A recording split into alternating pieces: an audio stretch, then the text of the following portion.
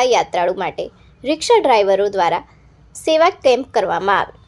દર વર્ષે ફાગણવી પૂનમ હોળી નિમિત્તે ડાકોર પગપાળા યાત્રિકો ભગવાન રણછોડરાયના દર્શન માટે ડાકોર જાય છે.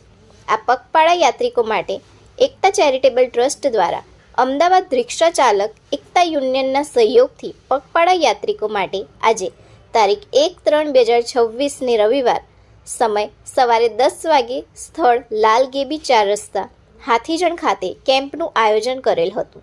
આ કેમ્પમાં ઠંડી લચ્છી તથા ફૂડ પેકેટ તથા ઇડલી વડાની પગપાળા યાત્રાળુને પ્રસાદી આપવામાં આવી. આજનો દિવસ ખૂબ મોટી સંખ્યામાં સેવાભાવી ભાઈઓ અને બહેનો આમાં મદદમાં જોડાયા તે બદલ તેમનો ખૂબ ખૂબ આભાર.